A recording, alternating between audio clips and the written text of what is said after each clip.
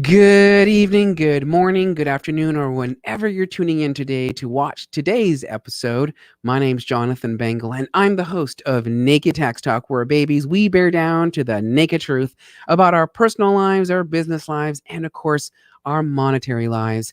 And the reason for this is because I know that we improve upon the self. The business improves because it's a reflection of who we are. And naturally, the money increases because it is a reflection of who we are and our business. And when you work with a certified tax planner like myself, we see the taxes go down. More money, less tax. So I'm always asked, Jonathan, why do you have to come on your show practically naked? And here's the truth. Being naked for me symbolizes the courage that's in every single one of us. And as RuPaul says, we're all born naked and the rest is just drag. So today, my wonderful guest, Marsha Gleit, is joining us here. She is a coach. She's a life coach. She's a business coach. And honestly, we're just going to have a gay old time and just talk about life and whatever else comes to our mind. And as you guys, all my viewers know, we're just going to talk and just share about whatever's we need to share about, because as we both know, sometimes whatever the universe wants us to deliver, we'll deliver to those that need to hear. So without further ado, I'm going to bring on Marsha. Welcome, Marsha, to Naked Tax Talk. Oh, I'm so thrilled to be here today. Yes. So Marsha, really fast, just to let our viewers know, I met you at an eWomen's event, right? Absolutely.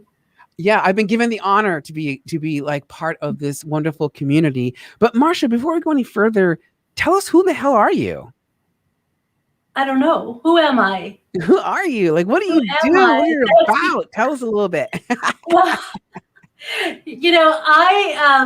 we met, that's right, like 2 weeks ago. And I'm like, I need more of Jonathan. I need more of this because I just loved your energy. And I really believe about energy in the universe, right? What we put out is what we get back. And the reason we're talking, and I'm talking about what I do, and I really believe a lot in self-care, and because it's really what starts with ourself is our value and what we can bring to the universe and bring to our clients and to our friends.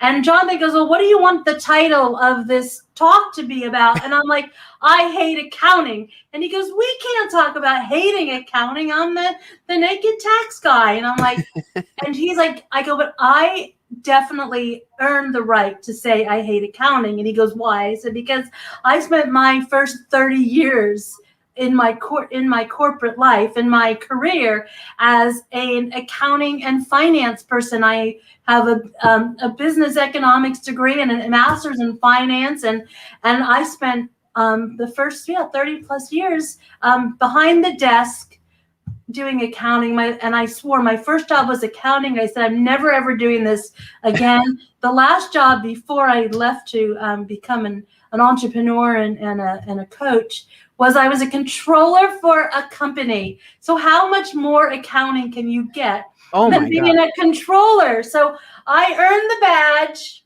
okay? Yes. Truth that I hate accounting. And then we said sucking isn't just for accountants, and I wasn't brave enough to put it as the title for the show. Oh my goodness, that is hilarious. So needless to say, you can and do crunch numbers, I'm sure. So you're a numbers geek. So this is great, right? So we can actually talk about that kind of stuff. But Marsha, like, what got you on the path? Because we all have a story. So like, what got you on the path to numbers and being like working with finance and accounting? And I have to tell you real fast, I always said to myself, if I got my doctorates, I would do it in economics. But honestly, though, so what got you on the path of accounting and finance? All right. We're going to talk the naked truth here. Okay, guys? Let's do it. Okay. So I was always good with numbers. Math was my thing. Okay. English, right? You either are a math person or an English person, right? That was an art, right? And if you knew English, you knew history. If you knew math, you knew sort of the sciences. Well, I hated the sciences. I hated the language arts. And I'm like, I'm good at math. What the hell? So I went to college, right? And I went undeclared. Remember, you can go undeclared back in the 20s when I went to college. And In the 20s. You mean like last year? Who can we laugh at, right, Jonathan? So when I went to college, you went undeclared, right? Because when those of us who didn't know what the hell we were doing, but your parents wanted you out of the house, you went to college, right?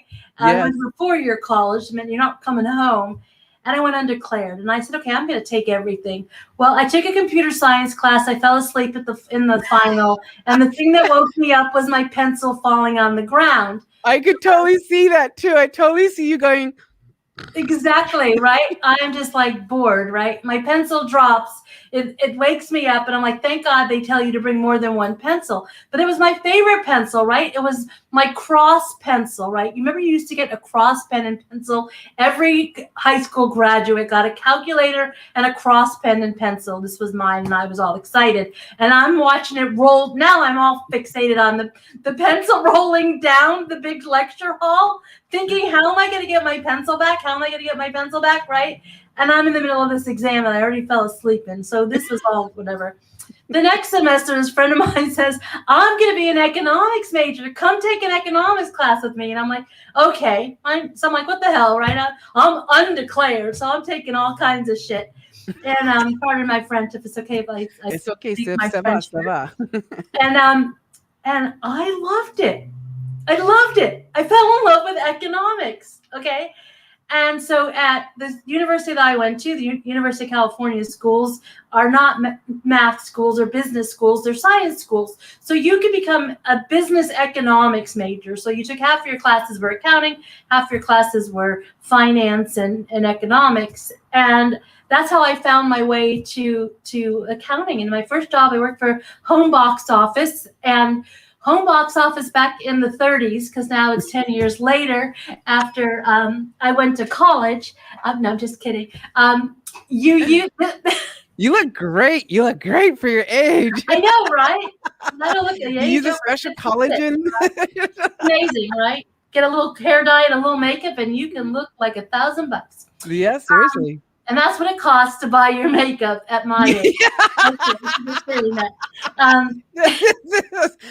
This is unfortunately a woman's thing, because I don't. Oh, that's not true. You know what, guys spend money on razors and shit like that. So I get you. You know what I'm saying? You the skincare and all the other, right? Yeah, you got to put some love into yourself. Love is expensive. You're a girl like me. You get that. Okay. Anyway, so I don't even know what I was saying. So So wait, I want to follow this economics story, because, like I said, I love economics. So I decided I have to kind of backpack a little. I decided in college I was going to take calculus-based microeconomics. Okay. And I'm like microeconomics. Calculus-based microeconomics. Okay. I already have a headache. Okay. All right. So I don't know why. I always believed in challenging myself. I walked into the class, okay, and I'm trying to think how you'd be politically correct. Let's just say I'm the only one who looked like me in the class. Gotcha. All right. I knew I was in the wrong place. Gotcha. Okay. Most of the guys I think that were in my class were from abroad. Okay.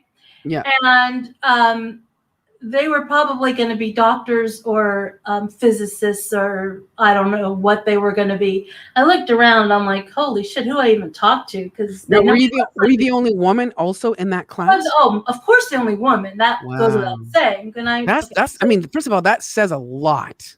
Right. Right. Think about that for a moment. Yeah, let's think about that for a minute, right? I never thought about that. You're the only woman brave enough, smart enough, intelligent enough, willing enough to do and seek out a degree that primarily men, unfortunately, seek out. Yes. And here you are, the one woman in the room walking in, and you're like, what's up, fuckers? Okay. And the teacher started talking. I should call him the professor. He was no teacher. I didn't understand him. Okay, first I didn't understand his accent. Second of all, I didn't understand a word coming out of his mouth. I'm like, what the heck is he teaching? Because I have never heard any of these words before. I made it to 5 classes, okay? Wow. 5 classes later, I said, what are you doing? I mean, girlfriend, what are you doing? There's a reason you're the only one like you in this class. Everybody else was really smart enough to stay away, right? Not so Smart enough to stay away. So I dropped the class, man, so fast you didn't even your head would have spun. And I realized at that point, boy, well, I can understand economics, I understand supply and demand, but what was the calculus business that had that was way over my pay grade? Yeah. But my first job was back to home box office, okay? It was my first job. My job was I had an alphabet from S to Z, and anybody that had who had a cable company, okay, that offered home box office would have to report their subscriber counts. So in Wichita, Kansas, they had 2 people that watched home box office, and in Podunk, whatever, they had 1, and that's what I did. I entered it into the computer. Okay, they didn't even know what Excel was at that point. Wow. And then they said, "Oh, look, our biggest cable company, they want to do it they want to report on Excel. And do you know how to do that?" And I'm like, "Yeah, I don't have to do this crap anymore of entering things in manually." I didn't know what Excel was. Okay, Mm-hmm. right back in those days, we used Lotus 1-2-3, and I said, how can Excel be too much different than Lotus 1-2-3? I could figure this out. And that's what I did. I spent the next 4 months trying to figure out how to use Excel. Wow. And I said, what am I doing? I said, this is not for me. And I do not like accounting. This is what accounting is. I do not like this accounting. And I went back to school to study finance, because the only way to get from accounting into finance, now we're in the 1890s, I was about to say. Now we're in the 1990s. That works, 1890s. I'm like, what's his name? The guy Buttons, right? Who goes backwards. Oh yeah, Benjamin Buttons. Oh my God, what a great movie that was. Oh, it was so good. That was so good. Yes. Okay, never mind. 1990s, the only way to get from accounting into finance was to get your MBA. Okay, and I said, okay, I could do this. And again, it was very interesting that I never thought about it, but there weren't a lot of women in that program either in the 1990s. Just kind of thinking about that. Mm-hmm. And I got my degree in finance. I ended up doing my my master's thesis on the economic the economics behind the consolidation in the cable industry. Because it was at the time that all of those smaller cable companies were being eaten up by the giants like Time Warner and Cox and Comcast and all of them. And I worked for home box office at the time still. And every week they would, you want to talk about doing things the easy way, right? Every week they would send around to all of the finance and accounting people the top news stories of the week. So you would get a stack like this. All my research was there. All I had to do was read all these things. I never had to step a foot into the library. We didn't have Google or the internet at that point to even do your research. So you were going to the library. And I didn't have to, because all of these articles from all over magazines and newspapers and whatever came to my inbox every week. And I ended up getting my degree in finance. And that's what I did for a lot of my years. And, and it's interesting because when you have that analytical mind, you don't think that you're a creative person. Yes. Right? And it took me a long time to understand that my genius was being creative analytically. Yes. And that's how I can really help my clients now. When was that aha moment when you were like, I'm a creative analytical thinker. I'm a creative genius that way. What was the aha moment for you? The aha moment was when I went out on my own. I was started my own business, and the business side was always easy because That's what I knew. It wasn't hard, right? But Mm-hmm. it was all this other stuff, the sales and the marketing and the posting and the social media. And all these people are so creative, right? And I'm like, I'm not creative. Mm. I don't know how to do this. You asked me to color it. I can't even color in the lines. I mean, that's how bad artistically. And when you are a math kind of a brain, this other side, creativity, you think about art. You don't think about how you can be creative in all different ways. And I was working with a coach at the time, and she goes, "Oh my God, do you know how creative you are?" And I'm like, "What?" She goes, "The way that your brain works." She goes, "Most people, it doesn't work that way. And do you realize that you are creative, but in a very analytical way?" Mm-hmm. It's And funny you that was say. the aha moment. It's funny you say that because so I, for the record, here's shameless plug for me. So I'm now on TikTok. I've made officially 2 videos now so far. And so I of course am looking at the TikTok videos and I'm like, man, these people are really like they're really geniuses with that creativity, right? And Mm. so like the accountant in me, right, that analytical brain, it's like, okay, well, how do we make this sexy? How do we make this creative, right? Da da da da da. So you got to check out my video on my Facebook page or on TikTok. It's my very first one, and I think it's hilarious. And I think I can actually share it, but go check it out. It's funny as hell. And basically, I figured out that there's a theme I'm now going to use, which is this like eye shutter, like somebody's just waking up. And so then I'm like, hi, I'm Jonathan Bang or something. I'm an accountant and I do accounting things. And I work in an accounting office, but I'm really an accountant, right? Like I'm playing on this, like, and I did it because I was like, what am I gonna say? How am I gonna be creative? Like I was trying to think of all these things, and that's what just came out naturally. Mm-hmm. And if I may, I think what we're saying is that instead of us thinking, because the analytical brain wants to think out the steps 1, 2, 3, 4, 5 minus 5, right? Like this is the brain.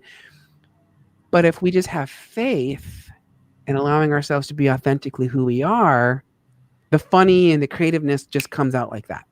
Right, right. And I love that because obviously we're creative because we're funny. Yeah. And But it's natural, it's not forced. no, it's not. But they say that's a sign of intelligence, though. Oh, well, I mean, we are smart. I Right? mean, I accept that. I accepted it. I accept it I too, accept it. all day long, man, all day long. But um, I never thought about that before. Really, the fact that we are witty, we're quick on our feet, we can find like even we were just talking right before we went live. You're like, we got to go live now. I'm like, oh, we're having so much fun, right? Because you and I were like one-liners were just coming no matter what was said, right? There was just a one-liner coming out of your mouth or my mouth, right? Because Yeah, from both of us. the quickness of which our brain works, and that is, and I think about accounting, and I know there's like and only because I am from that cloth, I could say this. But when Yeah. people say to me, I hate tax time, I hate all this, I'm like, all you gotta do is put the numbers in the boxes. Come on, guys, put the damn numbers in the boxes. It's how hard can it be, right? And I It's know very there's more hard. to it, but at the end of the day, right, what are you doing at tax time? You put numbers in the boxes. Yeah, that's exactly what I say. Tax returns for us and what I do as a tax planner, what we do with tax returns, what tax returns actually are telling us is, did we fulfill our promise to the client? Right. Mhm. So if I say to somebody like right now, right, like we saved one of our doctor clients over $77,000 in 2020, right? So when we told him that we were anticipating on saving him at least that amount of money, the return was the verifier. Yes, you hit the mark, right? Or maybe we actually did a better job than we anticipated. That's always my favorite when you say to a client, so the minimum tax that we're going to save you is going to be like 32,000. And then at the end of the year, when you file the return, which really is just a summary of our life's existence, if we think about it, right? Our Right. business life, and in terms of entrepreneurship. And then all of a sudden you're like, oh, by the way, so we just saved you $39,824. And all of a sudden you're like, I saved you way more than we had anticipated, um, which is kind of fascinating because You know how we bring creativity in with the analytical brain? It's in the planning process, for me anyways, in the tax life. Like it's about going, okay, so you have, like, for example, you have a couple of questions that you pre-filled out before we started the show, and we know your questions you're going to ask. But like when a client asks a question, the creative brain kicks in and goes, ooh, so what if we do this? And what if we do that? And what if we do this? And what if we take advantage of that? Take advantage of this? This is that creativeness that comes out. And then the analytical brain goes, what does the law say? What do the tax courts say? And can we pull this off? Like this, right? Like they go Right. hand in hand. Right. Yeah. So Yeah, now, because that is it. That right is the right brain telling. I don't know which brain is which, but the right brain's telling the left brain, you can't do that. You think you can do that, but you can't really. Can you really do that? Right? And that's what's going back. It's like a ping pong match, right? oh, it totally is. Right? Don't you look like the devil and the angel on your shoulders, right? Oh, you know, it's funny you say that. So again, shameless plug in my course I call Rapid Tax Savings Formula. We actually cover this topic in my very first class that we talk. I guide my entrepreneurs to the 5 pillars of profits. And the first thing that we talk about is the profit mindset. Like, what does it mean to make money and be profitable in a business? Because I don't know about you, but correct me if I'm wrong. A lot of entrepreneurs are actually afraid of showing a profit because it means the tax man wants to take. And so what we have to do is re-engineer all of that and say it's okay to make a profit and you're still going to pay less tax than if you were a W-2 employee. Sorry, W-2 employees out there. But like that is just part of the truth, right? So yes, I don't know where I was going with that, but anyways, I'll let you take over. I had a thought too, and it just flew out of my mind. Oh, I was thinking about damn this old age. I swear. Wow, why? I mean, we just had to be born in 1880. No, I was born in the 1920s, and then I was graduated college in the 1880s. Right, if you want to be Benjamin Buttons, man. Oh my God! Can I tell you what's funny about that? You want to know the only car accident I've ever been involved in? Would you like to know? Sure. The only car accident year to date, knock on wood, that I've ever been involved in was with a Model T, a Ford Model T, 1916 Model T car vehicle. And it flipped actually because this guy was being a dick or whatever. And on these cars, they don't have brakes. And that wasn't like, like disc brakes and ABS and all that was like, what is that? All I can think of is the Flintstones. It doesn't have it's kind of like that, almost like that. Like you got to hand crank the damn thing to get it started. So we're driving along and the back speed on these things are about 30 miles an hour. If you're lucky, full throttle. Are you driving one? I was the passenger, and at the time it was my boyfriend that was the one. And so it has this. It stops because it uses a cloth band that actually grips the transmission, and that's what slows the vehicle down, right? So it doesn't come to an immediate stop. So this guy's like, he's tired of going 30 miles an hour, so he cuts you off. Well, again, this braking system is not designed to slam the brakes, and so one of the tires caught the edge of the railroad track of all things. And just like in bicycles, like if you ever gotten stuck in a crack of sorts, the wheel couldn't move. And as a result, it caught and then it flipped. So like if this was the car, it's driving along and it catches the front tire and it actually goes like this, up and over. Okay. So luckily, his name is Ryan. He was able to push himself away and out of the vehicle. So he actually got thrown out. Luckily, because if he'd stayed in the car, the column of the steering wheel would have actually gone into his chest. Thank God. And then I got stuck underneath the car. I was actually pinned underneath the car because it landed on me because I was, of course, in the seats. And I got fuel dumping on me because back in 1916, guess what your ass is actually sitting on? The actual fuel tank. You're sitting on a fuel tank. That's your chair with a little bit of leather on it, So I got this gas pouring on me and I'm like, what the hell's happening? Like it was like slow motion. Traffic, cops, police, whatever, ambulance, blah, blah, blah. But honestly, to this day, that's been the only car accident. And I've been on this earth for 40 years and I've only been in one car accident. And that was with the 1916 Model T. So ain't that something? You know what? It couldn't get any like a better story than that. So that's why you didn't have another one, because the rest of them would just have been fender benders, kind of boring. Actually, I think the second one, no, I take it back. Second one is I had a fight with a deer, and it lost.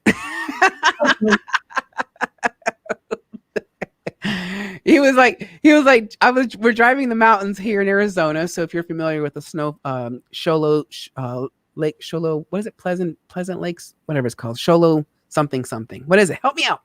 I don't know. Um I don't live in Phoenix or in Arizona. Sholo. Yeah, Sholo. That's the city, like Sholo Lakeside or something like that. I forgot to tell my audience 25 minutes ago, this is an interactive interview. So those of you that are here right now, please make sure to say hello. Let us know you're watching and you're being entertained by us. Like we are just really having a gay old time, which is what I love about my show, because it's raw. I mean, there's no scripting here. There isn't like this is the formula I want to go with. It's just we're just hanging out, Marsha. So I know. I'm Marsha, getting like more and more nervous that you're going to make me ask a tax. Marsha. So what do you? So okay. So you go from accounting to economic. Which, by the way, I freaking love. Oh, look, Phil's here. Phil, hello, He's hello, his Phil. ass off with that's so funny.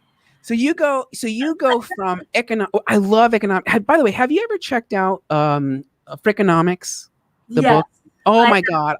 That's the book that gets me hooked into economics, Good for because I was enamored with it. Like I was just enamored with it.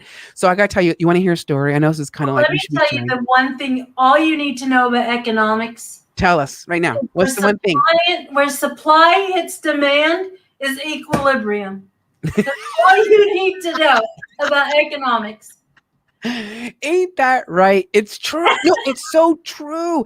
And and we're seeing that right now in the housing market. We're seeing that now in these different demands of different things. Like it's so true. And when there isn't a demand for something, whatever that thing is, which is why porn actually is very recession proof, if you think about it, because there's always going to be a high demand for porn. That's right. I mean, think about it. Yes, you know what? But you're not ever going to hit equilibrium. There's never enough supply. Never enough supply. We can never have enough. So, okay, so you do economics.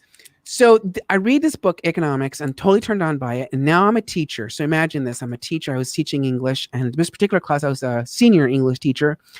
And my students decided that they wanted to cheat. And they got a hold of my test. And they decided that they were going to photocopy it and get the answers, and then they would all get A's on it, right? Like total A-holes. But that's all right, though. So I figure this out, and I say to them, okay, so this does not help you. This does not help you. So we talk about supply and demand. So I said, and they're all like these kids that are trying to get into the Ivy Leagues and, those big schools, right?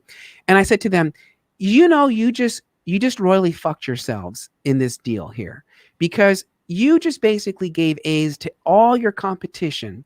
And if your goal is to get into one of these prestigious universities or whatever, you're trying to stand out like the top of the cream of the crop. And so actually you did a disservice to yourself by polluting the supply, right? Which therefore reduces the demand, which now you're not valuable anymore because everybody got an A. Like that's economics. That's economics. That's right. That's economics. And that reminds. Let me tell you this. That reminds me of a story. So I'm in a speech class, and one of the things that we're doing in this mastermind is writing a compilation book. So you get to write one chapter in the book, and everyone's like, "Oh, great!" Because now you become an author the minute you put your name is in this compilation book.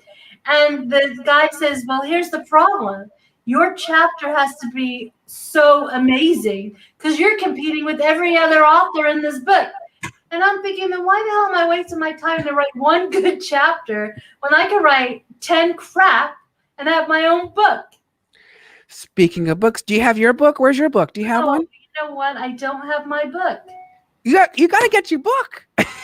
No, I have a book. I just don't have it. To be honest with you, I have been going back and forth between my house and my mom's house. My mom needs a little bit of help. So I left her house, and my book was on my desk, is where I always keep it, right?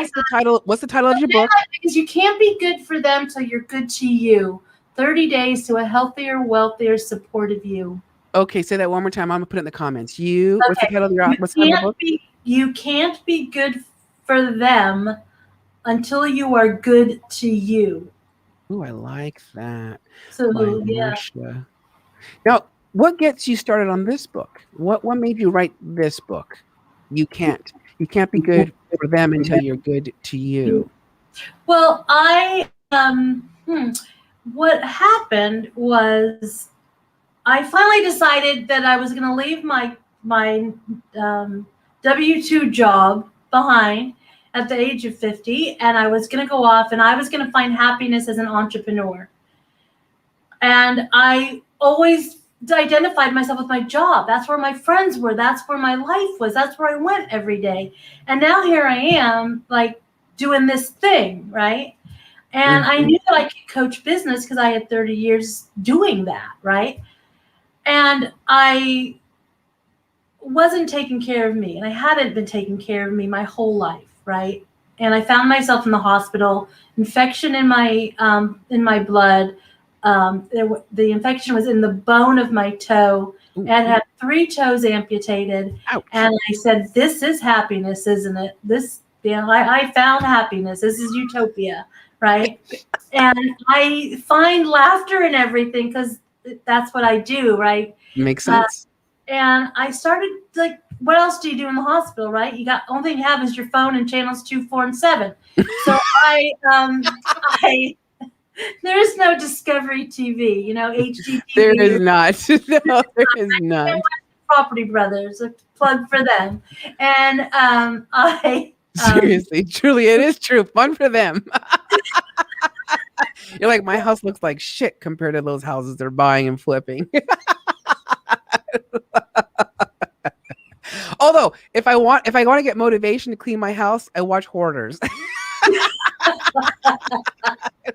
okay, so all I have is my phone, right? And I'm Googling happiness. I'm Googling happiness. Okay. And really what kept coming up were a bunch of self-care topics, right? Mm. Self-care, taking care of you, your emotional, your physical, your spiritual health, right? Yeah. And I realized this is what was missing. I was missing. I was missing in my life.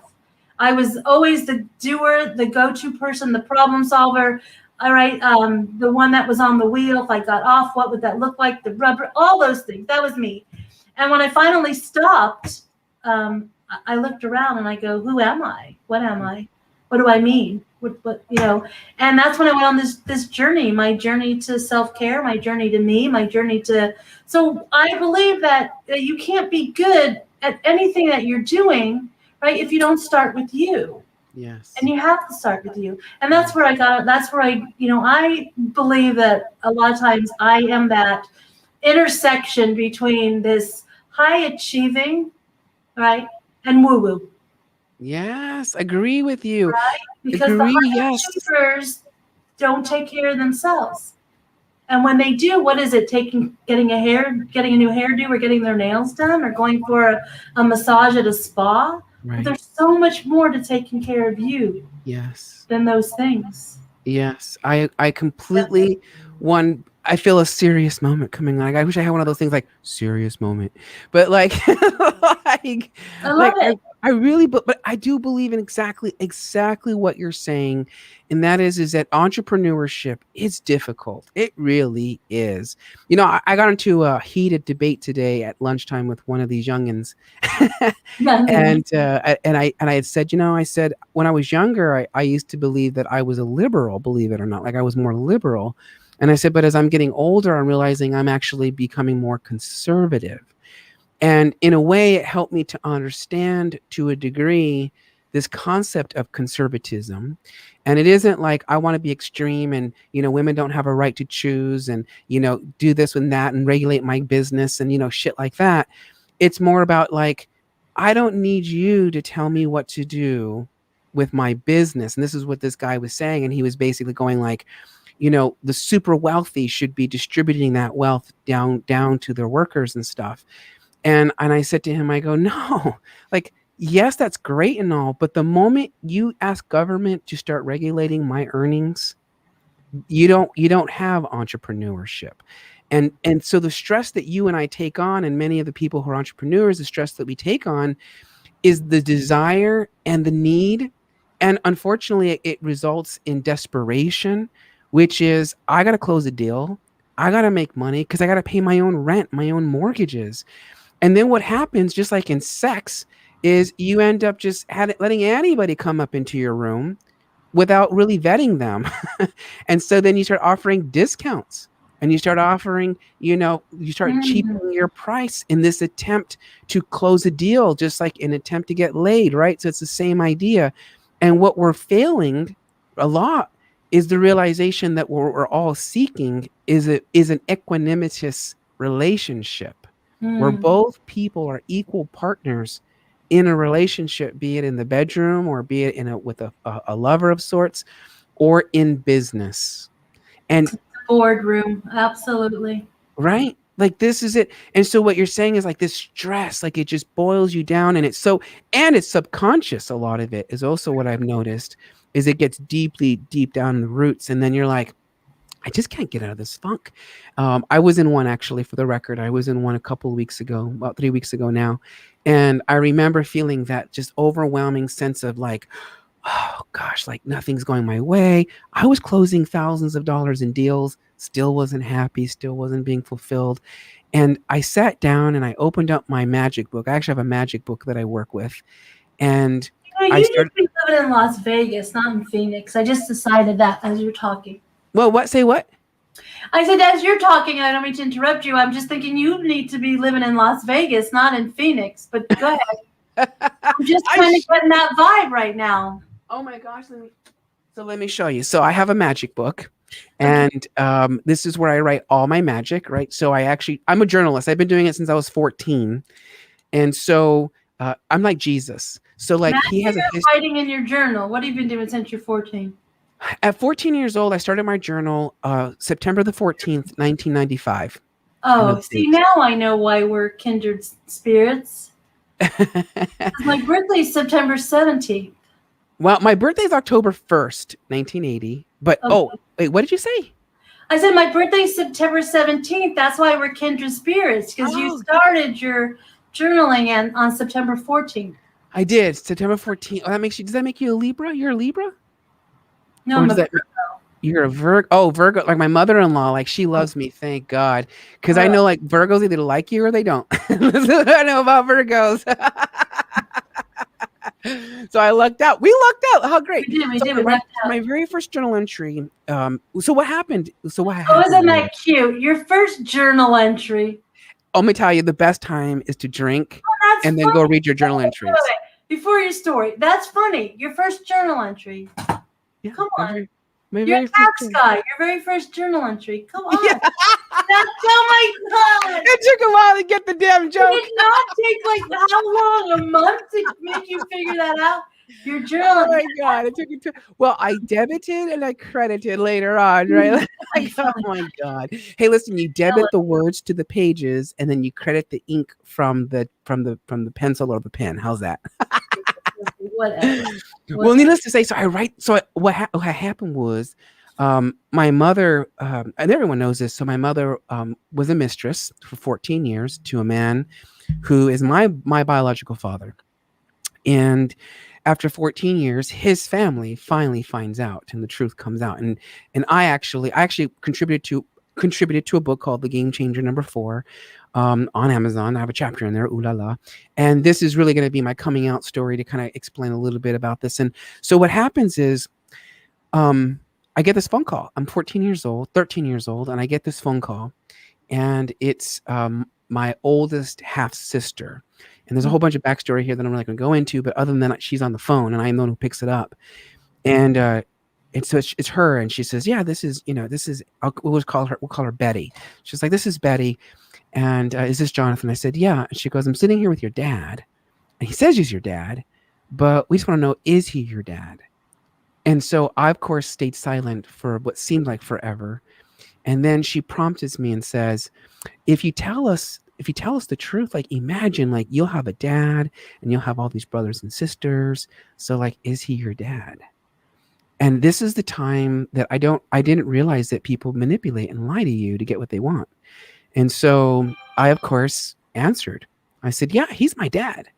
And then there was a silent, and then she says, "So tell us, like, how?" Because oh, he comes over on the weekends and then the evenings and takes us to the parks and the mountains and takes us traveling and this and that and la la la.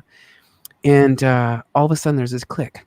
And about 30 minutes later or so, my dad's family showed up, knocking on the door, pounding on it, pop, pop, pop, pop, pop, pop. And I open up. My mom opens up the door, and they just push themselves into our little one bedroom apartment, basically. And that's where they start confronting my mother. You're a bitch. You're a slut. You're a this. You're a that. All these shaming words. And you'll never see your dad, and what have you. And the last image that I had of my father was him in the back of this crowd, because his family's big. It's like 5 or 6 people. So he's in the back of this crowd of people, and he's just looking at the ground. That's like the last image I have of this guy. And so his family leaves. They storm away. My mother, basically throws them out. And they kept on, coming by and, waiting on the side of the road and things like this nature. And I think my mom, after a few days, decided to move, and she didn't tell us this. And so I was just about to go into high school, and I come home, and my mom says, "Pack up your bags. You got to leave."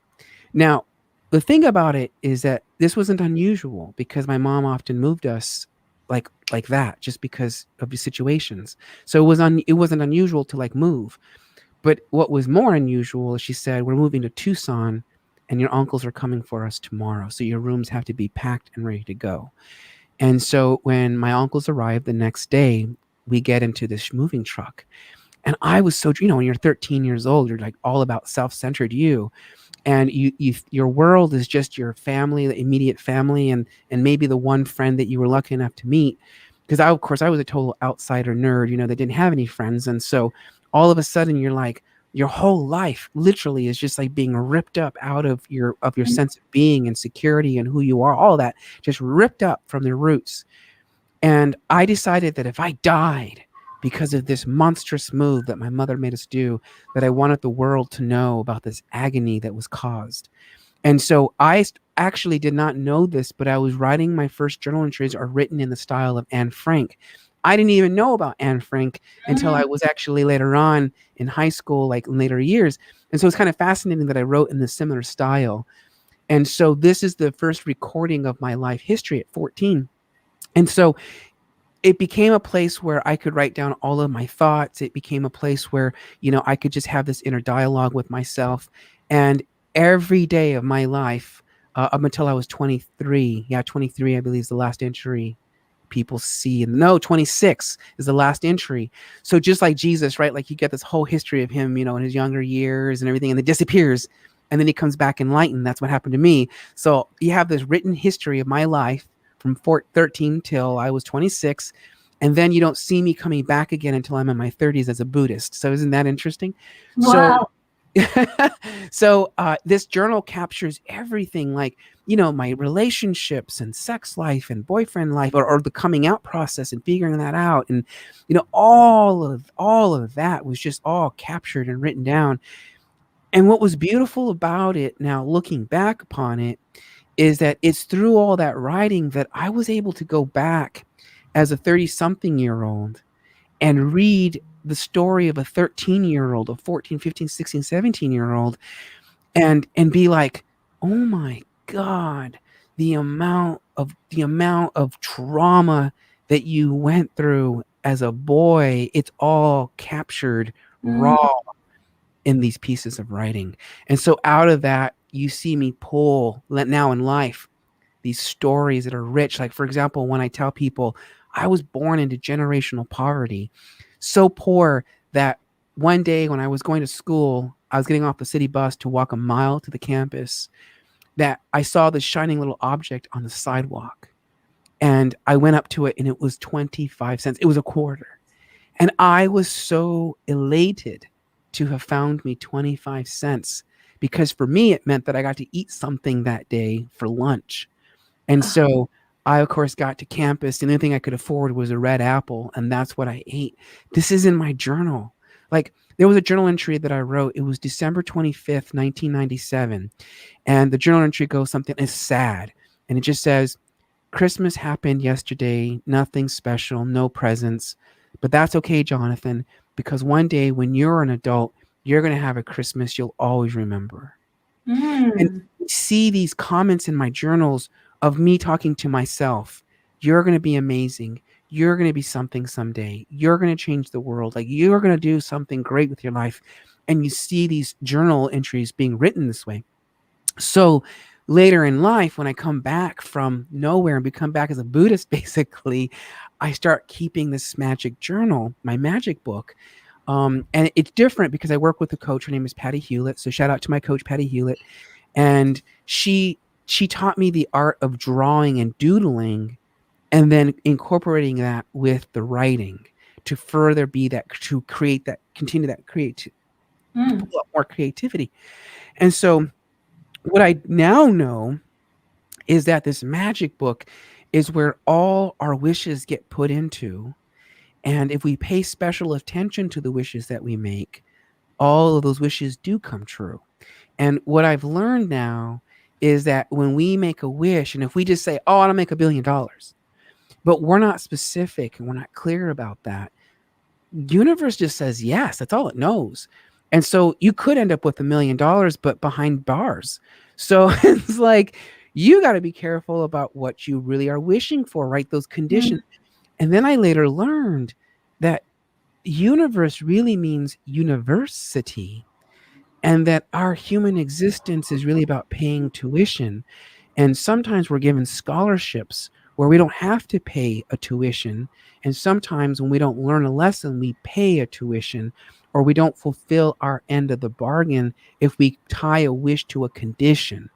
And what Mm. I've learned is that we spend our entire waking lives living in this space of unknowing. And so finally we go, wait a minute, but there is something there. And if I can get just a touch of it and begin to hone it, I can get closer to the source of being, which ironically enough, I now get your joke finally an hour and a few days later. When I asked you, who are you? And you're like, I am who I am. And you're right. And it's Yes. basically the reality of accepting that we Mhm. are who we are, and that nothing around us actually defines who we are. You know that God, I'm sitting here with my, I don't know what to say first. Okay, I mean, there's so many gems and nuggets in that story and in your point, but um, I am what I am, and that's all that I am. That's Popeye's resume. So when you asked me, when I filled out your form in the spur of the moment, I didn't have my bio. So all I wrote is I am what I am, and that's all that I am. And that's really, isn't that who we be, right? Yes. I be who I come to. But here is an interesting, I mean, just two really interesting things about what you said. In your journal, right, you wrote from the heart, right, from the innermost of you, right, that when you're what you want to, what you're meant to be, Jonathan, you will have everything you need, Yes. right? And what do we teach our clients a lot of times, especially as a coach, is the most vital thing, important thing you can do is journal, right? Journal in gratitude, right? When we write down our dreams, they come true, right? And what did you do before you knew all this woo-woo stuff, right? Was just to write down your, I mean, seriously, right now we pay, oh, Kathy's here. Hi. Kathy, hello, Kathy. So before we ever paid a coach a penny, right? You were doing what we teach our clients to do, to journal, to write journal entries, right? To make, you know, I laugh every time we say that, because I think of journal entries when you're an accountant like me, not a very good one, let's just say. We journal entry all the things that were screwed up, right? All your mistakes of all the past, right? Oh, we'll just journal entry them away, right? And then you get to Yes. start clean.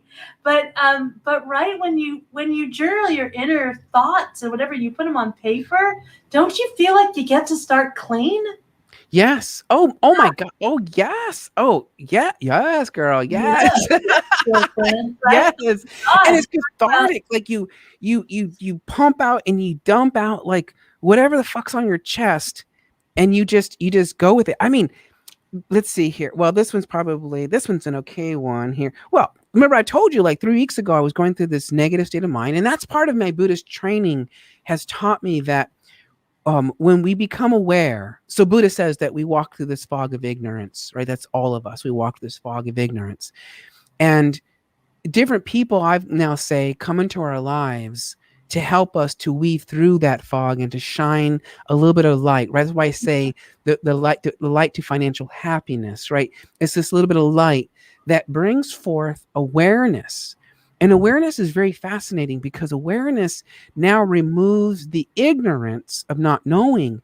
And now at this moment, this is when I say, now we have the freedom of choice. Because now that you become aware, now you have a choice.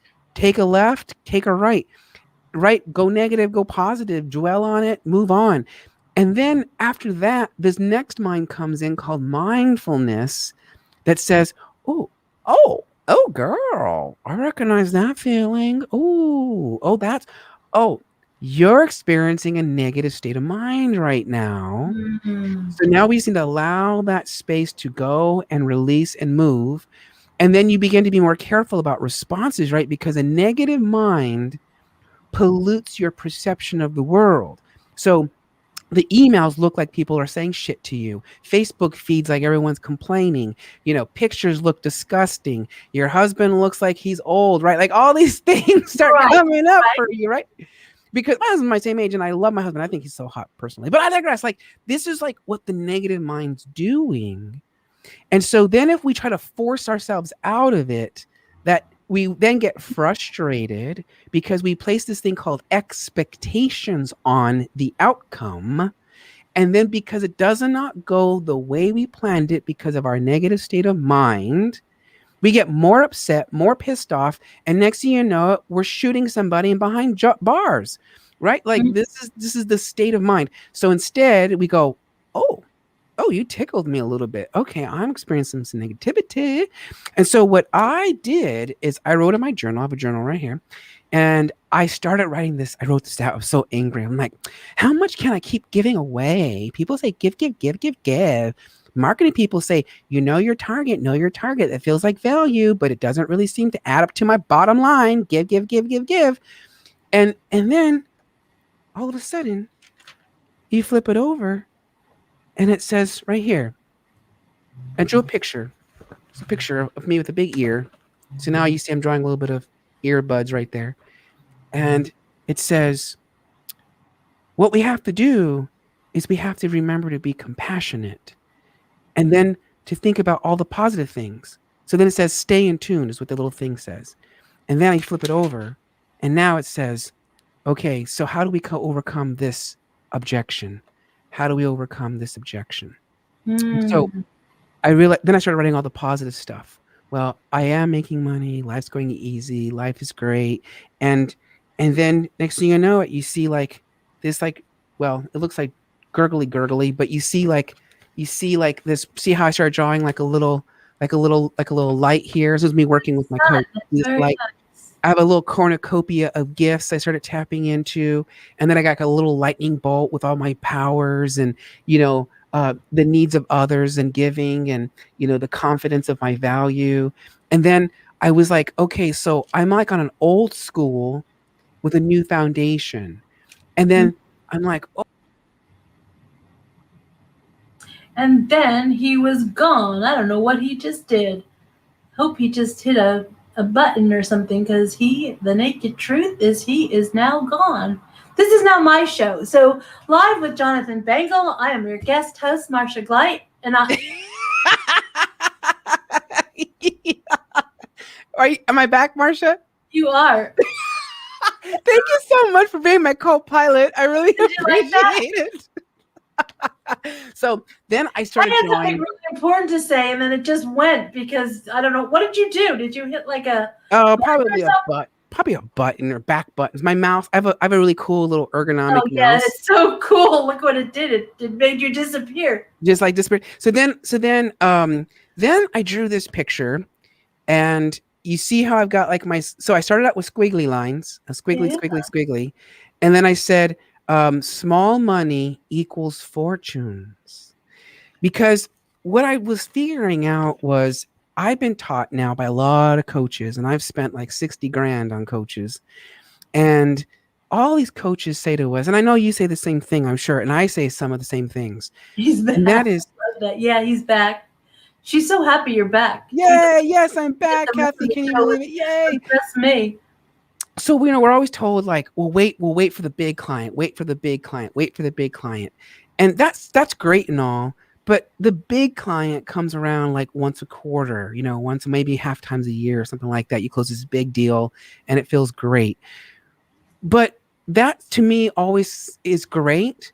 But the truth is that these littler numbers add up to big numbers, just like my 25 cents added up to an Yes. apple. You know what I mean? And I had to remind myself that it's sometimes just helping others at what I would consider an affordable rate, right? Like people can come into my world. And so that's me going like, okay, like let's do it. And then you can see that I start to build out like security and foundation. And to me, that's my husband. He gives me that foundation. And then my first company, he's my 18-year-old. This is JB Financial. He's my 18-year-old. He provides a lot of support and he supports Naked Tax Talk. And then Naked Tax Talk supports Jonathan Bengal, which is my coaching business. And then look at that. You have me sitting there on top.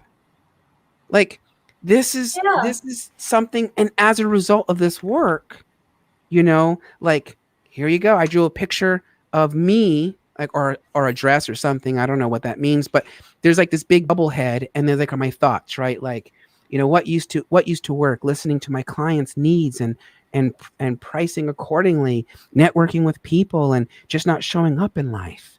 Being Mm. there from a heart based of kindness and compassion while still holding my boundaries.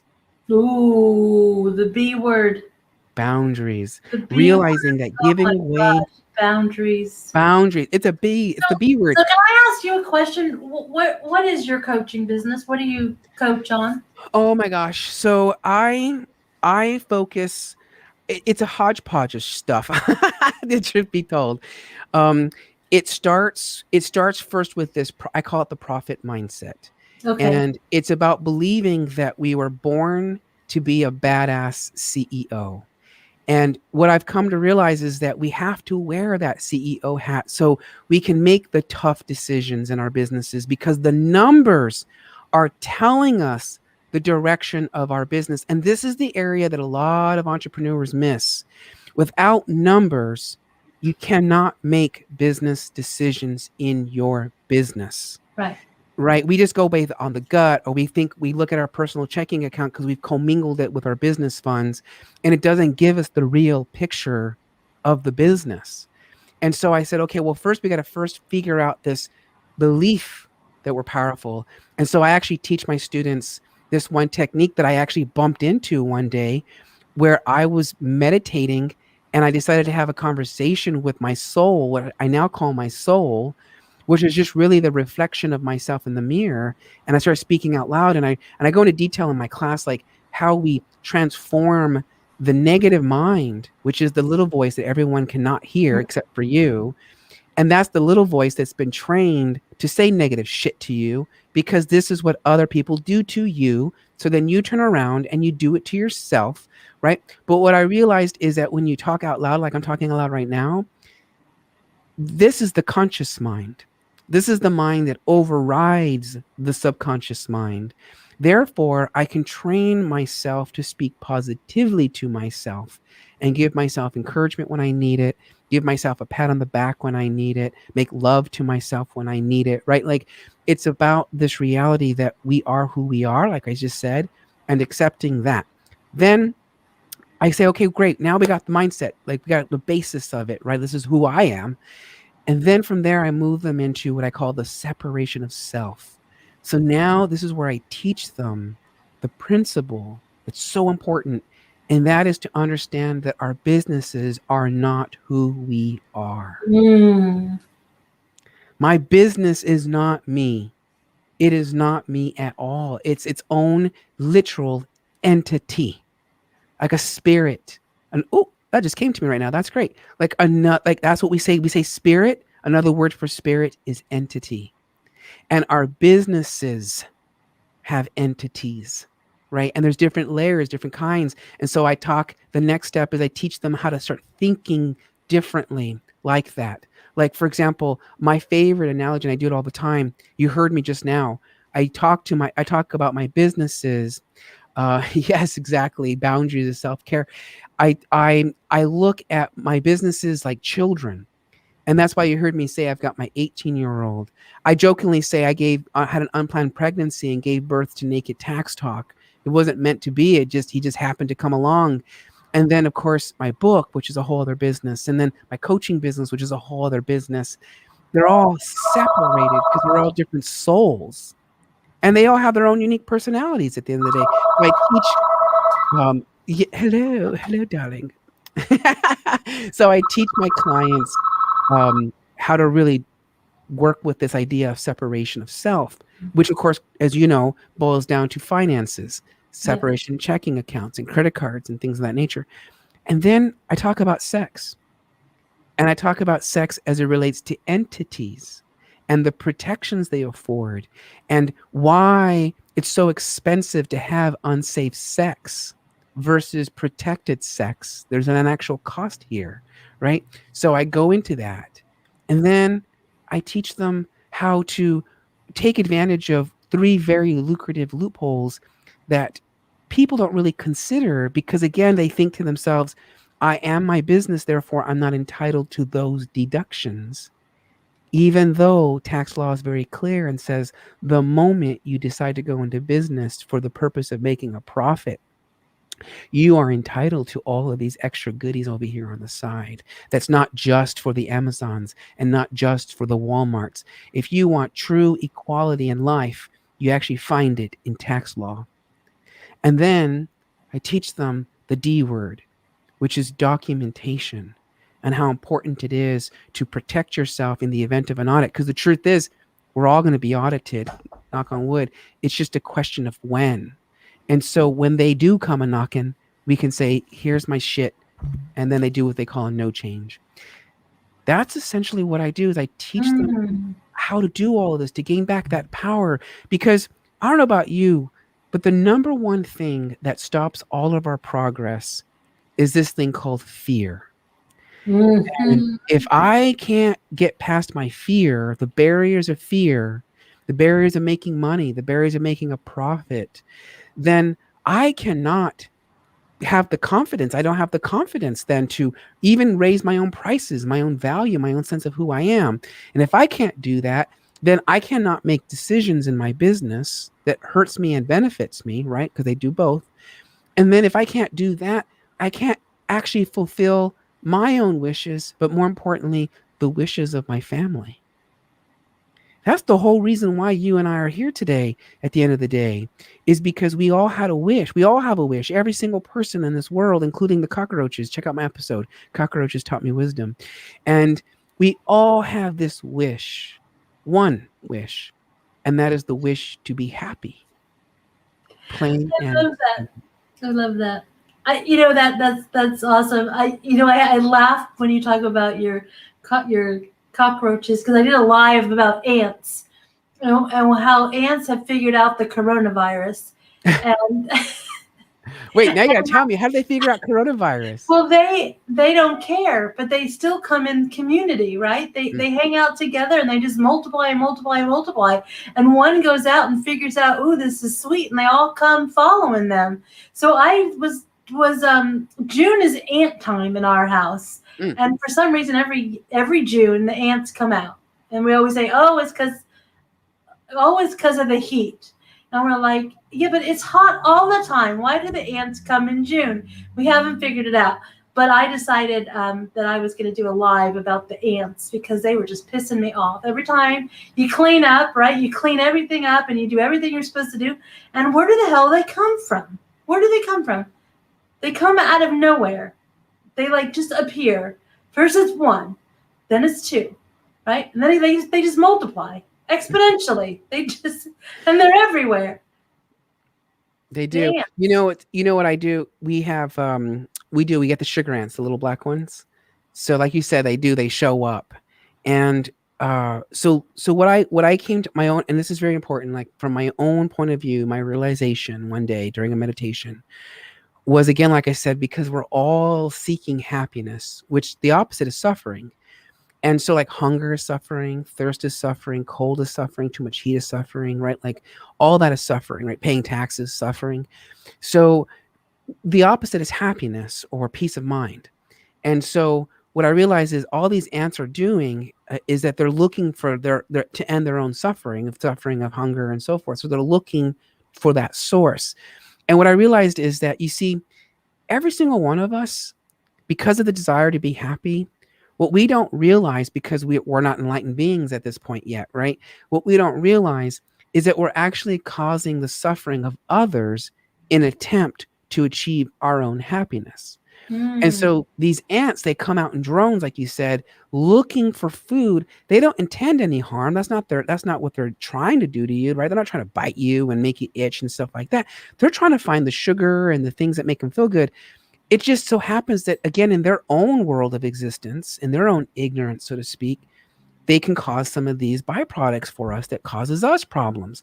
So then what we do is we say, okay, well, how can we shift the narrative, right? How can we shift the perspective? And then what we say is, aha, they're trying to be happy too, and they're looking to end their suffering, which helps us to generate a mind of compassion. And then the heart of compassion says, okay, you know what then? Instead of murdering them one at a time, because that just creates more negative karma for us, instead of murdering them, instead we scoop them up with special ant brush that I actually purchased. They actually scoop them up. It doesn't kill them. And you relocate them right outside or whatever. But what I do now is I actually find the origins of the nest, so wherever they're coming from. And because they are seeking food, that's what they're coming for. So guess what I do? I take all of our food scraps, instead of throwing it into the garbage pan, instead of, throwing it away, I actually scoop it all up. I take it out to the ant pile and I put it on their nest.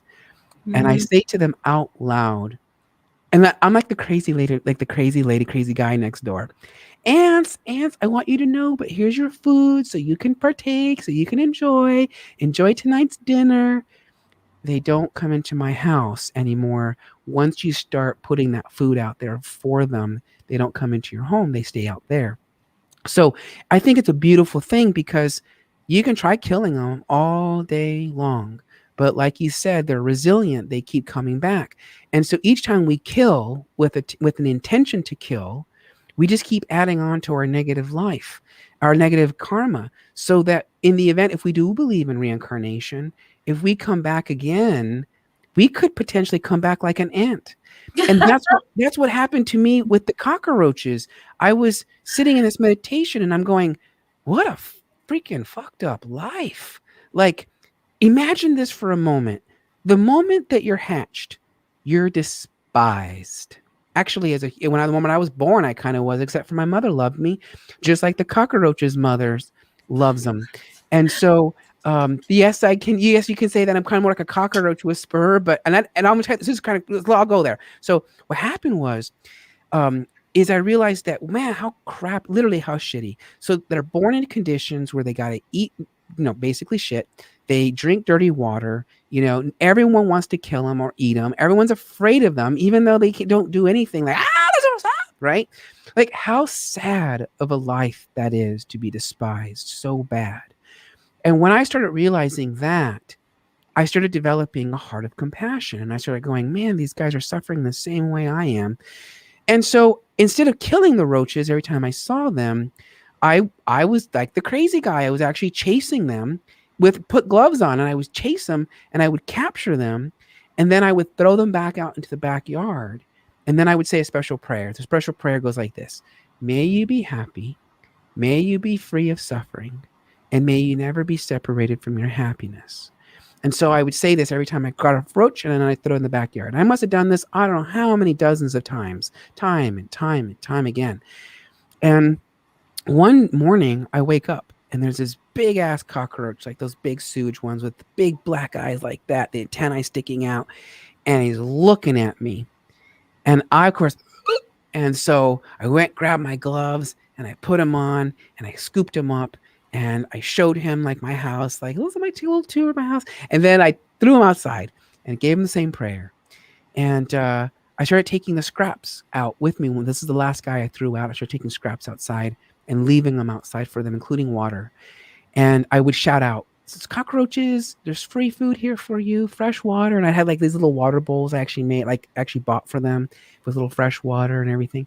So I would, for a cockroach. So they stopped coming into the house, right? They stopped pestering me because I shifted the perspective. Then, I don't know, now it's got to be 4 or 5 years ago, this cockroach moves into my bathroom. And I freak out. He freaks out. We all go in our separate directions. And again, I decided, like, I'm not going to kill you, right? That's not my thing. And so I thought he would go on his own. Most of them do. Like, they come in real fast, they leave. Well, he started staying around longer and longer. And I named him Oscar. And so Oscar would hang out on the wall. So we started getting used to each other, believe it or not. So I'd walk into the bathroom, I'd see him hanging on the wall. I wouldn't panic. I would, in fact, say, "Hi, good morning, Oscar," or "Good night, Oscar." And he would just stay there, or he'd be different parts of the bathroom. And I would do my thing, shower, whatever. And so one day, one of my friends comes over and he sees Oscar on the wall and he freaks out like everyone does. And he reaches for his shoe, and in full force, but in slow motion, he's going to aim for Oscar and he's going to nail him. Crack. And I, like a crazy maniac, "Don't kill Oscar!" So like I'm dodging to push the aim of the shoe, like, "Don't kill Oscar. He's my friend." And so my friend, of course, connects with Oscar. He actually hits him and he tumbles off the wall and then he scurries away. So my friend he's still still processing what I just said, right? Like, you can't kill my friend. And so he goes, "Did I kill him? Did I kill him?" And I said, you did, right? But of course he didn't. And so he says, "Did you just say he's your friend?" And I said, "Yes, he's my friend. His name's Oscar. He's been living with me for like 3 months now." And he's like, "You're crazy." And I'm like, "I know." And so out the door he goes, because had he opened up the medicine cabinet, he would have discovered a little nest that I made for him. So I had actually taken like little cardboard and, different things, and I put it in there for him. So, right, he was staying in my hotel, staying in my bathroom, right? I needed a place to stay. So, and without rent. So, so needless to say, about 3.5 months later, Oscar is no longer around, and he's not on the walls, the ceilings, right? And so I thought, okay, Oscar got tired of me and he moved out without paying rent. And I start to clean up his nest. And as I'm cleaning his nest, that's when I discover what cockroach eggs look like. And it was the tube full of cockroach eggs. They look like coffee pods, actually. And so, coffee beans. And so I scooped it all into the trash bag and I took it outside and I sprinkled the eggs outside. And I shouted, "Oscar Lena, your eggs are here." And then, of course, the punchline is I should have named him Oscar Lena the entire time. It was a female cockroach that lived in my bathroom. And Oh my to God. this day, we have no cockroaches that live in our home or come into our home. And in the last episode I did again a while ago, is that I realized that in one hand, we are taught in Buddhism, giving, kindness, love, all these virtuous actions that we take are right here, right? All of this hand represents that. But if we give and are kind and do all these things, just like half-ass, without wisdom, which is this hand, what can happen is you actually are now diluted in that and it's no longer pure, and it can have really real ramifications. So in my case with the cockroach, without using wisdom, I could have had a cockroach infestation in my home, which would have been a bigger problem at the end of the day, right? So Right. wisdom says, you saw Oscar, scoop him up, throw him outside because he doesn't belong in your home. Does that make sense? Yes. So I thought I was being kind. I thought I was being sweet. I thought I was being giving. I thought I was doing all these virtuous things by letting Oscar stay in my home. And the universe knew this was the lesson I was supposed to learn, which is why I don't have a cockroach infestation. But still, we can apply wisdom to all of these things, which is why when clients come in and they give me, I call it a triple S, a sad, sappy story, a triple S, right? When they share with me their triple S, what I do is I go, okay, I can't get pulled into their story because the moment I do, I'm now giving and doing all these things without wisdom. And so wisdom kicks in and goes, well, let's listen to what they have to say. Let's calculate in our mind where they belong in your level of services based on their story they're telling you. And what's the solution you're going to give them that's going to take them from, I don't know, the fear of going to jail, the fear of paying unexpected taxes, to, fuck yeah, I'm a badass CEO and I'll go make a million because I know my taxes will only be 200,000 or whatever that number happens to be, Mhm. right? So it's about empowering and taking them to that next level. This is what cockroaches taught me. Hmm. That's a great lesson. Yes. So in your case, the ants, they're looking for food. And one of the best solutions is just to find out where they're coming from. Let them And have it. Yeah. No, yeah, you're absolutely right. yeah. And then we protect our karma. And one thing that you said, it I heard loud and clear too, is the story that we're telling ourselves, right? And then we start to believe that story that we're telling ourselves. And sometimes we just need a little wisdom. We need a little help That's it. in helping us free ourselves from that story, that inner rumble, right? Yeah. Because sometimes somebody's being really kind and fair and in what they're saying, but it's how you're hearing it. Yes. It's what And you're that's telling karmic dependent. yourself. Mm-hmm. Again, if my mind is experiencing negativity, whatever you say, I'm be like, she's full of it. Like she's just full of it. Like I Doesn't don't understand. understand what she's She thinking. doesn't understand me. She Yes. doesn't understand me. And you Yes. know what I find works really well is you listen, and then when I find that when I repeat it to you coming from my mouth, not coming out of your mouth, you're able to hear and say, "Am I real? I didn't say that." And I'm like, "Yeah, it's exactly what you said," and it just doesn't sound the same as Yeah. when you say it. Yes. And that's when like the aha moment comes a lot of times from my clients, right? Is that they're telling themselves, and then when you hear it, it doesn't sound the same. Sometimes, and sounds a little bit ridiculous. Yes. And it's interesting you say that because I'll never forget. I'll never forget getting clarity. So, right, because universe is always bringing people into our lives at the right moment, right? And what I've learned is that because now I've tapped in, I know so had an out of body experience. Oh, I know, where I like it's almost like I got connected instead of Wi-Fi. Like I got connected by Ethernet to universe, and like the download speed was like right, like Ethernet brings so much more than like Wi-Fi can, right? So it's like But and so I figured out like aha, so this is why like I figured out that everybody we meet in our lives are all showing up and appearing in order to help fulfill our wishes, right, to keep us on this path or whatever path we're on. And it was a woman, Jenny, I can't think of her last name at the moment. So I met her on a cruise last year when I went to heaven. And she I was having this panic attack moment, so to speak. And through it's a long, very long story, but at the end of the day, I remember someone said to me, "You got to meet Jenny something." I have another woman I know named Jenny Harkerwold, and she really helped me too with my transformation. But I digress. And next thing you know, she like walks past me when I'm walking, and she says, "Jonathan." I go, "Jenny." I'm like, "I just asked if I could meet you, and now we had just crossed paths." So we sat down and started gossiping, doing the thing. And we got into this very great philosophical conversation. And she reminded me one of the Buddhist lessons, which is we really are a mere reflection of who we are. And so, just like what you said, right? Like, if I say something out loud to you and I'm saying it, you're perceiving it, you're hearing it, and then you're basically putting it right back out. That's the reflection, that's the mirror reflection. And just like when we do look in the mirror, you know, oftentimes when we look in the mirror, it's fast, it's quick. It's kind of like brush my teeth, shave my face, do my hair, right? Or if we're putting on makeup, right? Because I've done drag a few times. So like you got to put a lot of makeup on, right? It takes time. And so it's really like that's why we look.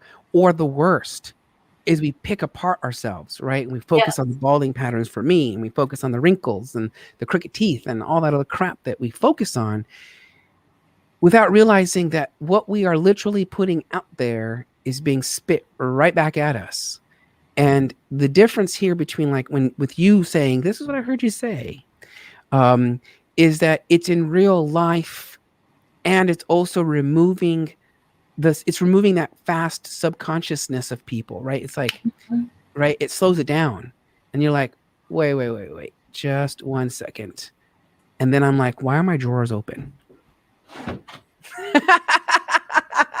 My drawers were down the whole entire time. Just thinking that, I'm like, why is he talking about his drawers, and where's he going with that? And he goes, my drawers open. You did. I'm thinking, at least he didn't say his drawers are down, because we don't need to know that. But yeah, that's kind of where this whole conversation has come full circle to. But you know what? I love that about the mirror. Okay, because I do a lot of mirror work with my clients, right? Yeah. And when you can look at yourself in the mirror and say, I'm beautiful, I'm valued, I'm worth, right? And have eye contact with yourself, right? Because when we look in the mirror, or when we look in this Zoom, right? This is the worst, right? What does keeps looking back, and you want to, okay, you better sit up straight. You better, right? Yeah. All these things are going through your head, right? And you start paying attention more to you than you do to what the conversation. A lot of times, that's the difference about being in person and being on Zoom, right? Is that we're not thinking about ourselves when we're in person. We're just concentrating full on 100% on the conversation and the words that are coming out of people's mouth versus looking at ourselves, right? And then we're looking at ourselves in a mirror. Yes. Right. And when you can look at yourself in the mirror, and so I know for me, I'm going to have a really good day when I'm having a good hair day. Yeah. Right. If my hair looks good and I'm happy with how, before I leave the bathroom, that every hair is in place, I know I'm going to have a good day, because I'm not going to spend all day looking at myself thinking I have a hair out of place. Right. Right. And I can spend a whole Zoom podcast, right, thinking about the fact that, like, moving this hair. I mean, why is this hair cute? And it becomes, and it's a true story, but it takes your focus away from what it is that you're saying. And I think it's the same thing, right? When you get reflected back at you and somebody else's vernacular and somebody else's tone and pitch and voice. Yes. Right? Now you're focusing on what that person's saying, not necessarily that you're saying it. Yeah. And it's so powerful. Such a powerful tool. It's funny you say that, because it reminded me of this analogy that when it reminded me, it just came up to me. And the analogy that I thought of was, it's kind of like business. It's like entrepreneurship, isn't it? It's like if you focus on, again, if you focus on all the negativity in your business, that's where you'll stay. Right. And instead, we got to focus on the positive. And it's easier said than done. I mean, I get that, because we live a real world, right? We get that. But this is exactly that. The mirror talk. Like, that's what I'm saying. Like, I bumped into this technique, right? Totally just bumped into it. And that's when that day that I had that meditation and I started talking to myself. Actually, I went to record the damn thing because I was like, this is going to be profound. And you know how universe works? I hit the record button. You hear the first 2 or 3 minutes. Like, Jonathan, you were brought here to, and there's no more audio feedback for the remainder of the time. It's recording. So is that Murphy's Law? It's crazy. Like, so for me, I look at it like, okay, so whatever it is I got that day, that message, because I was in a meditative state, and sometimes you can just be really zoned. And I realized that I wasn't meant to actually manifest and hear all of that in that moment. But it really began to, like, it's what propels me, because all of a sudden I now look in the mirror, and this is what I tell my clients, what I tell a lot of people. At the end of the day, when we look at ourselves in the mirror, what we're really looking at is our soul. Our soul is the purest thing in this world. And the reason why it's so pure is because your soul has never been told what to think, what to do, what to look like, how to show up, how to speak, how to sound, be married, be single, have kids, no kids. Like your soul has never been touched, ridiculed, verbalized, nothing by anybody. And that's what makes it pure. Because at the end of the day, if we allow our soul to talk to us, we begin to learn that our soul will actually has a lot of words of wisdom for ourselves. But Mm-hmm. not only that, though, like I really believe that one of the fundamental reasons why we were brought here is to fall in love with ourselves. Mm. That's the truth. And My that's what it's so true because you know what? Like you just said, you just nailed it. When you know that your hair looks fantastic, the rest of your life is amazing for that day, right? Just like in the mirror when you're brushing your teeth or whatever you're doing and picking that one fabulous thing about you, it sets your day all day long because you and I both know it's what creates that sense of confidence. You're like, I'm a sexy bitch today. Like, I'm going to go kill it. Or like, I'm hot. Yeah, And you that's start why. carrying yourself. That's why a lot of times, I talk about practicing self care in less than 10 minutes a day. Everybody thinks that self care is like you need to block out the whole day to take care of you. And I say no, 10 minutes or less a day. And you can pick your time. But there are all these moments of things that we do on a regular basis that we add a little touch of something. And it's really important. So brushing your teeth and saying your words of affirmation, right?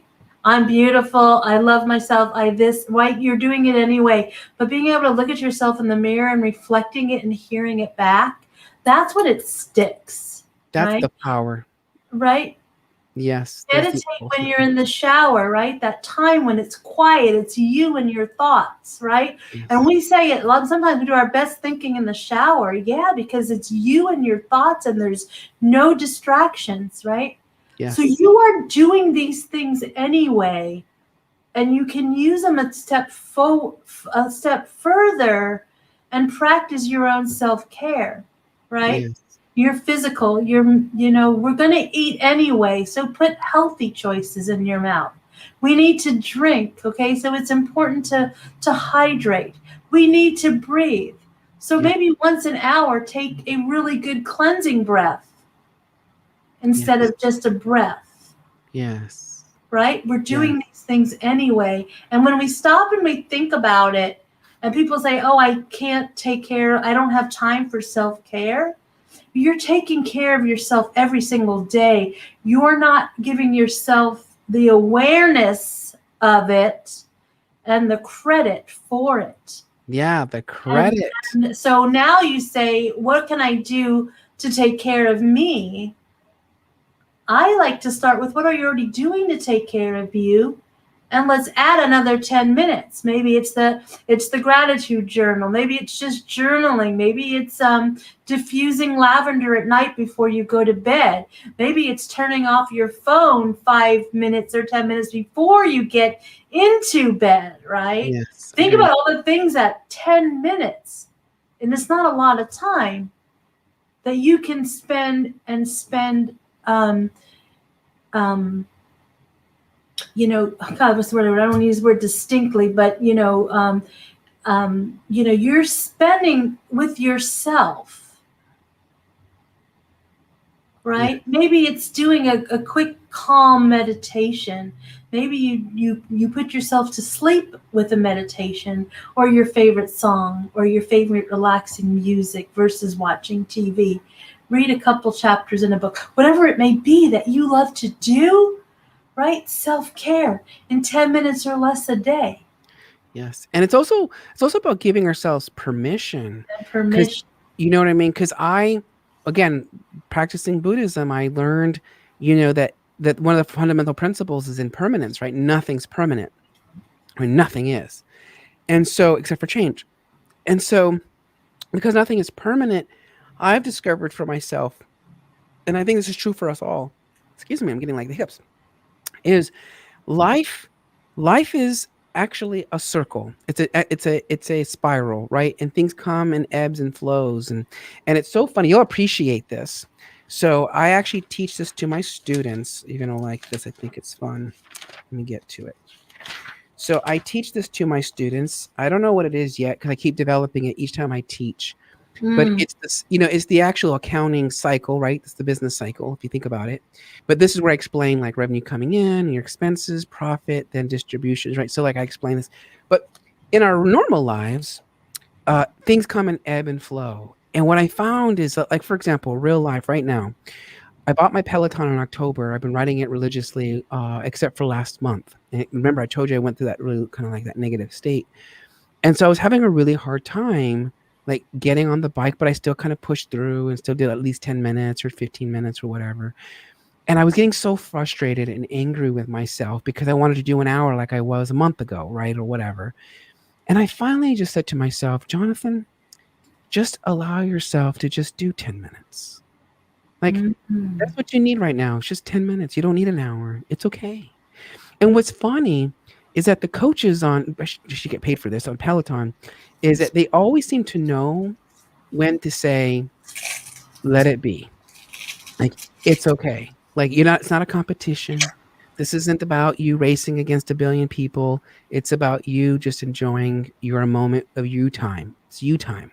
You. And so it's like that, like, or take, I'm a gamer. I play video games, and I have like three that I cycle through.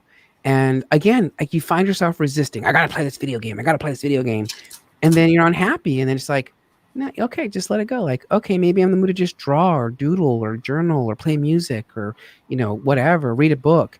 And I think that's what happens. And I think we get stuck in I have to, I have to, I have to, I have to.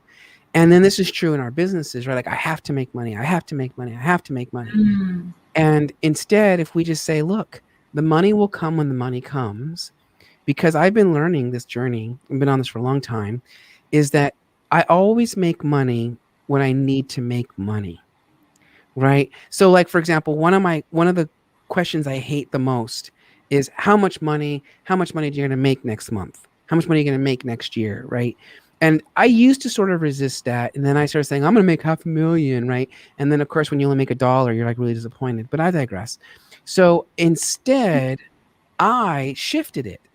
And now I say I will make whatever it is that I make in that moment. I will be happy with whatever I make. And lo and behold, I make a lot of money. So it's about just really allowing the money to come. Allowing the money to come. That's it. Not blocking it by having a certain amount. Yes. Right. And the other thing I love is that so many coaches, I'm gonna make you a six figure business. And it's like, yeah, six figures can be 15,000, 22, right? Like, what six figures are you making? And you really got to be careful what you say, because I would rather have, a $90,000 business and have an $89,000 profit. Yes. Right. Yes. Oh, Exactly. let me tell So you. nobody talks about having a six-figure profit business. It's a six-figure. They talk about revenue, and that's really great, right? That's going to get you a long way when you have a six-figure revenue business and you have a seven-figure expense business. Thank you. That is so freaking important. So this is the CEO part, right? Because you're gonna appreciate this because I am numbers driven, as you know. So I of course watch fit like a hawk, right? The money coming in, money going out, and when I started seeing a loss on the books in 2020, I realized we realized a $32,000 loss on the books, right? Now, mind you, I did make a shit ton of money in terms of six figures. I really did, but the loss, and that really bothered me. That bothered me so much, Marsha, that I decided it's time to cut. Right. So unfortunately, we are taught and bamboozled by others to keep spending, just spend, just keep investing, keep spending, keep spending. But if you do not spend your money wisely, you will be bankrupt. Like, I had to have a conversation with one of my clients and subsequently let me go. right? Because they didn't want to hear the news. Your ass is going to be bankrupt in 7 months. You keep doing this, right? Like, this is the ultimate truth. So when I started seeing that, when I saw that loss, girl, let me tell you, I cleaned house. I whip an ass, right? Because other coaches would say, go get more clients, go get more clients. What did I just say? Clients come 1, 6, 7 months, in between, right? So no, I'm not going to spend my energy and stress the fuck out trying to find new clients. I'm going to cut back my spending. That's what I'm going to do first. That's the first thing you That's what do is you do stop first. the That's bleeding. right. Put a stopgap. Put like one of my clients was hemorrhaging. I was hemorrhaging $32,000. That's a fucking arm loss. So I'm like, oh no. We're gonna grab a damn band-aid and we're gonna wrap this shit up nice and tight. Cut everything. Cut. Right. And all of a sudden, in my mind now, I have a level at which I don't question the value, so to speak, right? So, like, if it's $97, okay, I'll give you $97. I'm not going to ask you twice, right? If it's $1,000, I got to go talk to the board, and I got to get permission from the budgeting office, right? Like, you know what I mean? But that's what you have to do if you're going to be successful in business. It's not just spend. That is not what it's about. It's not what it's about. Now, granted, we do that strategically for tax planning, but I digress. Like, at the end of the day, it's about going, I have a loss, and how do I deal with my losses? And I got to rein that in. Mm-hmm. And I'm proud to say that my cash flow, I know my cash flow. My cash flow every month before I started cutting back was over $8,000 in cash flow out the door every month. Right, that's a big nut to crack. I'm down to just 2,000 a month right now. Good for you. Yep. Yeah. Cut back. And where can I cut back? Well, we look at labor, unfortunately. Labor is the number one most expensive thing in a business. It's the one thing I can control. Labor gets cut. You're going to make me pay people $15 an hour. Guess what I cut? I cut jobs. So it's what you do. And so then you look at, okay, where else can I cut? Oh, all of these coaches, cut. Oh, all these programs I don't need anymore, cut. What can I do myself now? Oh, as I go back to doing this myself, cut. And eventually you cut it all back because here's what I know. A loss does not keep the lights on. Profits is what keeps the light on. Okay, so let me ask you a question. You cut all the coaches, but you are a coach. I did. I didn't cut them all. I kept my vision coach. So me as a coach, so this is where I'm slightly different. This is where I realize I'm very different. So a lot of coaches, right? And again, I'm not dissing my coaching community at all because I belong in this community. But there are some, like you said, I can get you 6 figures in 5 days, or I can get you, right? Like they say these promises. And what I realized is that it's just like words are cheap. So it's just cheap. Like there's no guarantee there, right? It's like, okay, like how? Prove it to me. Right now I know to ask this question. Prove it to me, and I want the data to back it up. And I want to talk to the 2 people that actually paid you and actually worked with you. And then I want to see their financials to prove it to me that you made them that money. That's my new thing, right? Where I'm different is because I work with tax law, and I say to a client, I'm going to save, like right now, we're going to save a client $150,000 in taxes. I can almost guarantee it. See, I legally cannot guarantee it, but I sure in the hell can promise it. And I sure in the hell will make sure that occurs because of the right legal strategies that are backed up by the law and also the court cases that literally allows us to do shit that you're like, you can do that. Right. So the reality is that I'm different in that sense because I know I'm, without saying it, guaranteeing the result. And that's the difference. And the other thing too is, and you and I both know this, is now let's reverse engineer this for a moment. So I'm actually aiming for a profit. And if you have a profit, Uncle Sam wants a piece of the pie, right? Makes sense. So every business owner misconceives and says, I'd rather have losses. And I just said right now, if you have a loss, you can't pay the light. So they spend because they don't want to pay taxes. But it turns out you can have best of both worlds. You can have a profit and you can still have a very low tax bill. Because at the end of the day, what I do isn't about zero tax. It isn't about, illegal tax avoidance, right? It's about minimizing and mitigating legally the tax. And it's about making sure that you are paying your fair share of taxes on that income that you earned. And I'm simply looking at the Bill of Rights for the taxpayers. You know, taxpayers have a Bill of Rights for taxpayers. I actually take a look at that, and one of the Bill of Rights says that we have a right to pay the right amount of taxes on the income that we earn. Mm. That's the difference. So if people are cutting, unfortunately, you don't want to cut me because I'm the guy that keeps on making sure you don't pay anything or very little to Uncle Sam. That's true. You know, that's that's just how it works. So yeah, I had a client that made um they grossed almost $980,000 in gross revenue, and they only had a tax bill of $70,000. That's the magic right there, right? Instead of paying 400,000, or they're actually projected to pay 350, they only paid 70. Like, that's what we're talking about, because that's houses, that's cars, that's more for your employees. Mm-hmm. That's your profit in cash flow. Yeah. No, you're right. So yeah, so that's where I finally figured out that's where I'm a little bit different, because I actually get to say, no, if I'm going to save you this amount, I've looked at the numbers, I've run the analysis, and I know this is the amount we're going to save you. And honestly, I've never have I ever not saved somebody something. In fact, what's really cool, and I think this is important about business owners and coaches, by the way, if you're a coach and you're a coach, and you know this, you always want to track your data. That's why we got to track data. We got to know how are we benefiting our clients. And so we've processed.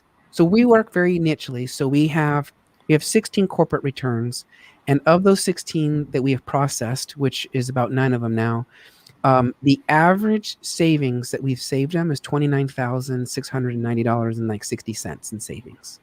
That's Mm. the average we're saving right now our clients. And so again, I get to come back and tell the world, like, that's the average we're saving people, right? On the high end, 146,000. On the low end was like a couple thousand. But it's all about scale too, right? Like a person who's making 1 million is going to have a huge tax savings issue. Whereas someone who makes like 50, 100,000, we're more likely to see them save closer to like 5, 10, Right. 15,000 in taxes, right? And then this is where we have to also say to ourselves, but yes, today this is the truth. Today I unlock that money for you. But the benefit extends year after year after year after year. And so, in many ways, you have to actually look at that too and say, over the 5 years, I'm going to save you 2.4 million, right? Over because the strategies we implement are carried over year after year after year. Yeah. So, but Cool. what I would say about people who are looking for coaches like yourself is we have to just simply ask ourselves, what are we getting in exchange? And if you're an analytical thinker like we are, we want to see the numbers. We want to see the proof is in the pudding. And I know that you, because you are like me, I know that if I asked you, okay, Marsha, show me the proof, you'd be like, right here. Because you said it earlier, an hour and 42 minutes ago. You you are a freak when it comes to frickonomics, right? To economics, accounting, and finance. And a woman who entered into a room full of men who you yourself was like, "What the hell am I doing here?" And so for me, what that tells me is you will always, always wear your belt of proof and say, "Here's what I can do, motherfuckers." Because at the end of the day, you had to fight back against all those men who thought you could not rise up to the occasion. And then you walked out of there going, "Yeah, bitches, I got what I needed. I proved it to you. And now here I am guiding others into the same direction as where I'm headed." And so if you want to know more and work more with Marsha, you want to visit www.levityleadership.com. Find out more about her. I got to wrap this up with you, Marsha, because my husband is cooking me dinner and I have a 30-minute commute. I'm the only man I'm aware of that gave himself a 30-minute commute during COVID. Oh my So, God. so Man, it's been a pleasure this having has you been a lot here. of fun. This is awesome. Thank you so much. This is man, we definitely covered a lot of ground today, haven't we? Yeah, I mean, here's the thing: we both love to talk. I love talking to you. You love talking to me. And what I have discovered is that this is a moment of authenticity. And this is one reason why I love, like, when I meet somebody, I'm like, get on my show. Like, one reason why I don't necessarily want to meet them like a whole lot before is because I want this Yeah. to come out here. Because the truth is that a lot of us spend our lives hiding behind the foggy mirror and not willing to come out and be authentically who we are in real time with people. And Oh, so, with that, I really thank you for being a guest. I thank my viewers who are watching. Again, if you want to get in touch with Marsha, you can visit that's great. Leticia wants levityleadership.com. to be saved some dinner. I love that. Yes, Leticia, she is actually my hairstylist. All So I've right. been going to Woo-hoo. her since like 5 or 6 years now, right, Letty? And funny story. So I met her. I just moved to the neighborhood. I met her, and I love. She's the only one. I'm telling you right now. She's the only one who knew how to cut my hair my way. And what I love about it is I said to her the first time, I think it was Letty, right? I said, just make me look cute, and the rest was up to her. And so she, whipped my hair up. And to this day, hello, yes. So to this day, all I have to do is go, Letty, just cut my hair and make me look cute. And then she does this magic thing where she basically cuts my hair based on like trends. And so, like, if you look back at all my videos, like, you'll see different hairstyles because the trend, and she's on top of that. Like, she watches YouTube all the time with for hairdos and stuff. So if you're in Arizona, shout out for you. Shout out, Letty, for you. You want someone to cut your hair and just knows what to do with yous? Send Leticia Gordon a message, slide into her DM and connect with her. She'll cut your hair for you. Awesome. Awesome. So that was a shameless plug for her. But needless to say, look, peoples, you got a little taste of what we're like. You got a little taste of what Marsha's like right here, authentically herself. She is who she is, just like we are who we are. And she's going to take you to the next level. I just know it because you have the numbers nerd and you have this most amazing, beautiful soul of a nerd waiting and dying to help you. And I know it. And I say that with such affection. I said, nerd power babies. So Love with it. that, thank you so much. We did blow this out of the water, an hour 46 minutes. Not the record. The record, I think, was 4 hours. Oh Um, no. but with that, we didn't get to your 2 questions, but that's okay. We'll just answer them another time. Absolutely. And Absolutely. That's awesome. with that, Marsha, do you have just quick 30 seconds of what would be some parting words of wisdom from Marsha, the coach? My just be authentic, be honest with yourself, and put yourself first because you are really going to support everybody around you much better when you show up in your true, authentic self. All right, I'm putting you in the chat. I'm quoting you. Put yourself first by Marsha G. So with that, thank you so much for tuning in. And I always say that and Buddha also says this too, but the idea here is that we cannot possess our emotions. Just like we cannot possess this body, we cannot possess the sense of who we are, we cannot possess it. And so, with that, each time that we feel happiness and joy and love and all these beautiful emotions that take us from feeling dumpy to humpy, we should turn around and actually give it away to someone else. So, it's the prayer that I mentioned a while ago with the ants, and I'll do it again right now. So, Marsha, I would like to thank you and all my viewers and all my guests who watch this now in post production. I'd like to thank every single one of you who watch me and follow me. Make sure you subscribe, hit the alert button. But more importantly, may every single one of you be happy. May every single one of you be separated from your suffering. And may every single one of you never be separated from your happiness. Always remember, it is about the monies, babies. And con mucho, mucho, mucho dinero. I say goodnight and stay tuned to the next episode with I don't know who we'll have on, but I'm sure I'll find somebody that will bring light and enjoyment to today's show. Until then, I'm just an accountant and we do accounting things.